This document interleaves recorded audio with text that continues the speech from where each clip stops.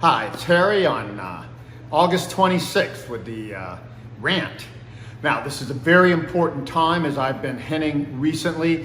We've seen that first crash, and yes, I would have liked to have seen it be 40% on the NASDAQ, but it was 34%. That is solid enough to say that we put in a top. You have the Fed being forced to tighten, and that's the most important thing to understand here. They overreacted to COVID. $10 trillion in 2 years over COVID, half fiscal stimulus, which is causing the most inflation, and half monetary. And now they have to tighten. And my view is, hey, inflation may be a little stubborn here, which means they're going to have to continue to tighten for a while, but the economy is going to crack, I think, faster than they think. And so we're going to be going down and weakening in the economy before they can reverse. So this I say the top is definitely in. And what we've seen also is that first rebound. So we had the first wave down, okay, 34% in the NASDAQ, retraced almost exactly 50% of that. That's perfect retrace. So the market should be about to enter the next wave down. We call that the third wave or the middle wave of a major crash. And that's the one that's going to show investors that this is no longer a correction. This was a top, and then investors are going to think very, very differently. So again, this is the time, the last chance to sell stocks. I've said in recent updates. Of course, the big time was in December 8th and 23rd when I gave our final sell signals, but this was the last chance.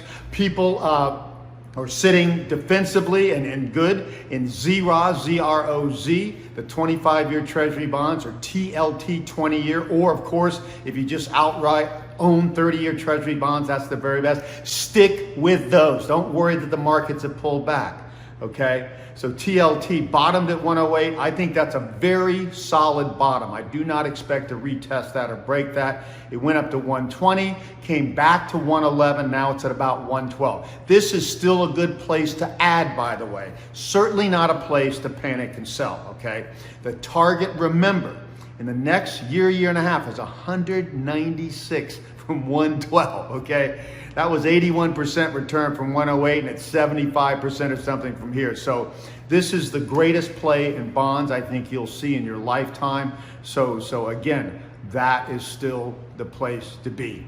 And everything is going according to plan, but we do need to see this next wave start down soon. And guess what? Guess what September is? Typically the worst month for the stock market. And since we are very, very likely in the crash of our lifetime, we ought to see some action on the downside soon. If we do not see, then I will get back to you and we will reconsider. But again, I don't see how the markets can make a new high here, and the path of least resistance is down, and the next target would be the COVID lows back in March, April of 2020.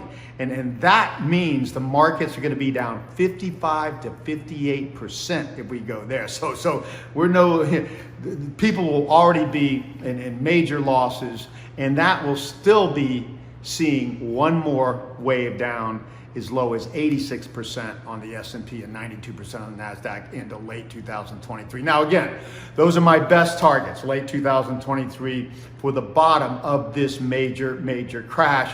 But we'll see what the markets do. We'll see what the central banks continue to do. But you can see they've already backed themselves in a corner by overreacting to COVID. I'm just so happy. I was waiting for them to make a mistake. This was a huge mistake. COVID is a natural occurrence, not something wrong with the economy or wrong with Fed policy. It would have been nothing bad to let the economy slow over COVID. No, they had to stimulate anyway, and now they have to tighten. And I'm telling you, by the end of this year, we're going to see this economy not as strong as we think. And Powell said that this morning. You know, he came out with his announcements, and the markets were down 1% while he was talking, but they came right back to down just a little bit. So no big reaction. But, he's saying, the economy is fundamentally strong. No, it's not. It's only strong because of $10 trillion of stimulus in 2 years, half of it fiscal, half of it monetary. The monetary raises the financial asset prices, as it's been doing, and some of that gets spent, but now this $5 trillion in fiscal, that goes much more directly into spending, and that's why we have inflation suddenly at 9%. And that's not going to last. They're also saying, oh, this is a new stagflation 70s period. No, you dumb economists. This is totally caused by stimulus. Nothing fundamental. My inflation indicator still says 0.5% to 1.5% inflation for the next decade, not just the next few years. So we're not going to have to worry about inflation once we bring this down. So hang in there, and we should see more results on the downside, and our investment strategy should be more rewarded in the months ahead. I'll keep you updated.